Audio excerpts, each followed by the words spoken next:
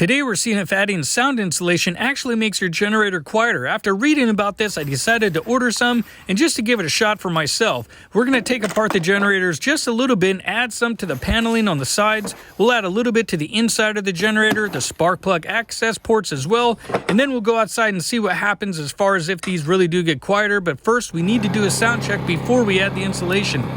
We'll go ahead and start this test with the Honda, and we'll put it in the eco mode first. And this is as quiet as this generator is going to get. So as we take a look, this is at 23 feet away. We'll do the test again after. And if you take a look at the numbers now, we're coming out right about 53.5 decibels. And this is as quiet as a generator will get without a load. So after we get done adding the insulation, we'll see if it really does make any bit of a difference. So we'll go back down to the generator, we'll turn the eco mode off, and now we'll do the same sound check. And this is kind of like representing a load on your generator. That way this is a little bit louder. And this is one reason why Hondas are so popular, is it because it is so quiet. Now it will get louder under a full load. It will actually be in the 70s, but this is where it kind of lives in the mid-range, right about 61.5. So we'll just kind of note that. So now we'll do the Maxpeeding Rods generator, and we'll do that same test again and see where it lands. Now this is a little bit of a bigger engine and more horsepower, and it has more power in general, so it is going to be a little bit louder. This is going to be where like the Champion is, Westinghouse, Predator basically. And so we're coming out right about 57.5 decibels, and this is going to be on eco mode. And so we'll see what it sounds like after we add some insulation. And now we'll do it with the eco mode off, kind of see where it lands. Now don't be shocked at these numbers, because even the little Honda will actually be running in those low 70s when it is under a full load. And this particular generator has kind of a high-speed engine technology, so it revs a little higher than some of the others. But we'll go ahead and get started and start adding this insulation I bought. This was only about $13 on Amazon for this big old sheet, and I'm not even going to use all of this for both generators. So we'll go ahead and take off the side panels first, and then basically I'm just going to shove this panel to the side after I pull on the starter cord and get this panel kind of towards the back. And I'll add some material to this little housing right here, which is plastic, and I don't think I'm going to add any to the actual pull cord housing.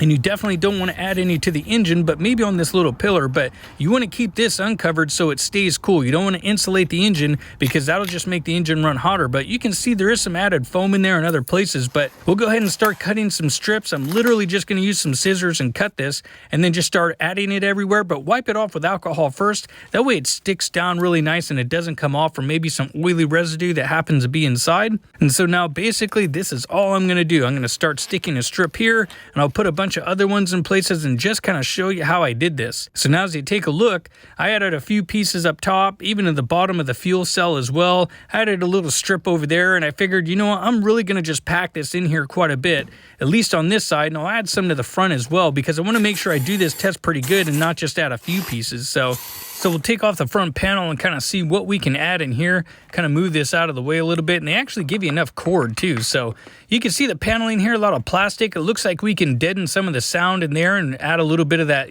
foam to get rid of some of that wasted space.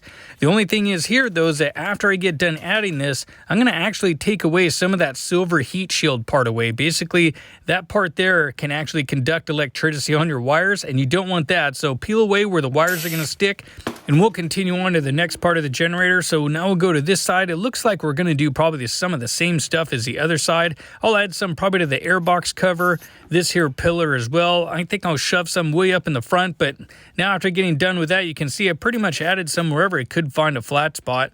A little bit here on the airbox, because you'd be surprised how much noise actually comes from there. A lot of motor soak-through noise. I couldn't really get any on this actual side panel because of the way it's designed. If I did put some there, it just wouldn't sit flush anymore, but I did get that spark plug access port. So we'll put that back on. Now we'll move to the back side of the generator. So we're going to see what we can do back here as far as maybe dampening some of the exhaust notes from the exhaust muffler itself. And there is a little bit of room up here, but I do have to leave a little bit of space because I need to make sure I still maximize some airflow. So there is a little bit down there, but I think I can add a little bit more. I don't think I can really add any to the cover, but we'll see here in a minute. And now I'll show you what it looks like. So after adding a whole bunch of this material, I actually put too much on. So I'm going to have to push a little bit of this back just so I can get the rear hatch back on and have it seat with that O-ring. But we're kind of done with that one. And now we'll move over to the Honda.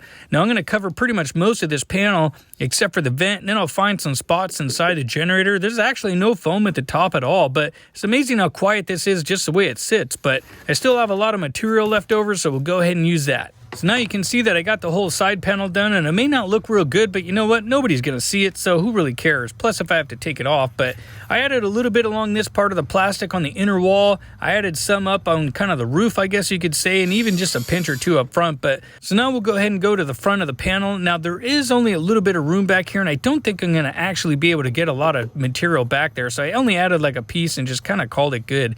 We'll go ahead and work on the rest of the generator. Now we have the spark plug cap access hatch, basically, that I can get my hand in here and add a couple pieces just off to the sides, but that's really about it. But you see the cap, now we added a whole big chunk on there, so I think that might help a little. We'll go ahead and do the last part, and we'll do the exhaust area. Now, I think this area, I'm going to be able to definitely get a good amount of improvement, because down here at the bottom, I get some engine noise bleed through the top. I get some through the bottom as well, but I do have to leave this area open because I do want to keep maximizing the airflow to keep the generator cool enough. So now you can see what it looks like after I added the material. I added a whole bunch along the sides and some in the middle there. Definitely got a good piece on the top where it'll cover up that little section, and a big chunk on the bottom where it'll cover up that area as well. So I think I'm going to see the most improvement just on this rear panel. So we'll go ahead and button this up and then get outside so we can do our testing. So we'll start off with the Maxpeeding Rods generator now that we have it fired up. Just kind of let it run here for a second, but overall, just sitting here listening to it, it actually does sound a little bit better, like a lower tone or a tighter tone. Maybe not as much engine noise from the front and the side panels. And, you know, overall, it just sounds actually a little bit better. Not as tingy, I guess you could say, just tight. Sounds like a good tight machine. So, but if we look at the numbers, it's only gone down actually just a little bit, in which a little bit is better than nothing. But I was hoping for a little bit better gains or losses, you could say. Before, when it was in the lows, we were right around, you know, 58. And now we're kind of about 57 and a half, some 56s. So did lose maybe a little bit. We'll go ahead and turn the eco off now. And as we listen to it again, it just sounds better to me overall, like a tighter machine.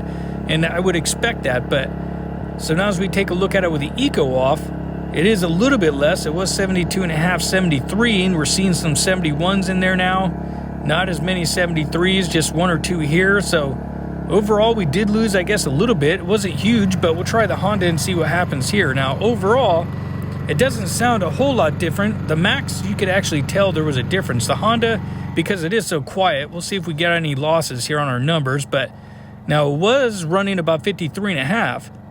If we look at it now, it actually is a little bit quieter, so that's not too bad. We lost probably a full decibel, so not bad. We'll see what it sounds like with the eco off now.